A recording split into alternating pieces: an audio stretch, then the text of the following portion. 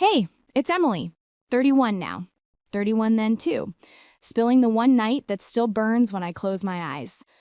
If you're trying to figure out how one flat tire can rewrite family lines, stay with me. Smash subscribe, drop a comment, tell me the second your road trip went sideways. Here we go.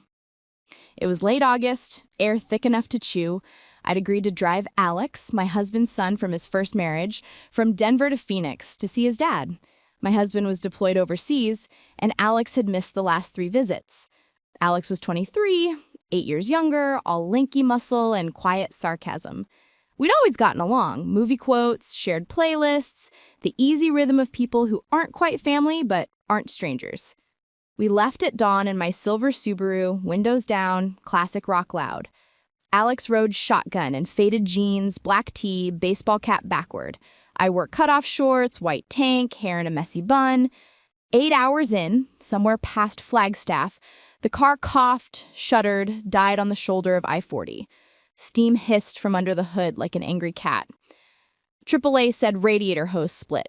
Nearest shop closed at 6. It was 5:30. Tow truck driver, a guy named Ray with a handlebar mustache, said the part wouldn't come until morning.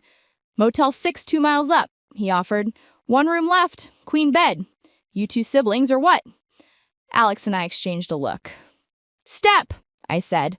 Ray shrugged, hooked the car, drove us to the Sunset Inn, a squat cinder block strip lit by buzzing neon. Lobby smelled of bleach and old coffee. Clerk, peroxide blonde with a smoker's rasp, slid over 1 key. Room 12. Bed's clean. Ice machine's broke. The room was smaller than my walk-in closet. Peeling floral wallpaper, ancient AC rattling like it had asthma, 1 queen bed with a sunken middle and a polyester spread the color of dishwater. 1 lamp with a crooked shade, 1 chair, 1 TV bolted to the dresser. Alex dropped his duffel. I set my overnight bag on the luggage rack that wasn't there. Guess we're bunking, he said, rubbing the back of his neck. I laughed, too loud. Like summer camp, minus the bug juice. We walked to the gas station for dinner, microwave burritos, cheap red wine, and plastic cups. Back in the room, we ate cross-legged on the bed, backs against the headboard, passing the bottle. The wine was awful, sweet and syrupy, but it loosened the knot in my chest. By 9, the room felt smaller, air heavy with wine and the hum of the AC. We'd killed the bottle and started on the second. Screw cap Merlot from the mini-mart. TV flickered through channels, infomercials, weather, a John Wayne movie neither of us cared about. We settled on mute, subtitles crawling. Alex kicked off his sneakers. I peeled off my socks, wiggling painted toes against the rough spread. Conversation drifted. His dad's latest email from Kuwait, my stalled graphic design business, the time we got lost in Estes Park and ended up at a taxidermy museum. Laughter came easier, shoulders brushing.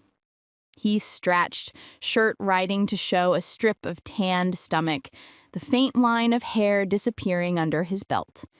I looked away, took a swallow of wine that burned less each time. The bed dipped when he shifted. Our knees touched, stayed touching. You ever think, he said, voice low, how weird it is we're technically related but don't share a single gene? All the time. I traced the rim of my cup. You were 15 when I met your dad. Braces. Awkward as hell. He grinned. You wore that yellow sundress to the barbecue. I spilled ketchup on my shirt, staring. Heat crawled up my neck. Liar. Scout's honor. He held up 3 fingers, then let his hand fall to the mattress between us. Pinky brushing my thigh. Static crackled in the air, same as before a thunderstorm. I should have moved. Instead, I leaned back, head against the headboard, eyes on the ceiling stain shaped like Florida. His fingers found mine. Slow, deliberate. I didn't pull away. The lamp buzzed. AC clicked off. Silence rushed in, thick as the wine on my tongue. Alex turned toward me. Cap off now, dark hair falling over his forehead. His thumb stroked my knuckles. M? I met his eyes, storm gray, flecked with gold. The room tilted. 8 years, 1 bed, 2 plastic cups of courage. I leaned in, our lips met soft, testing, then deeper, wine and want. We broke apart, gasping. My tank strap slid off my shoulder. His hand followed the path, calloused palm warm against my collarbone. I shivered. He pulled back an inch. We can stop. I shook my head, words gone. I tugged his shirt over his head, tossed it to the floor.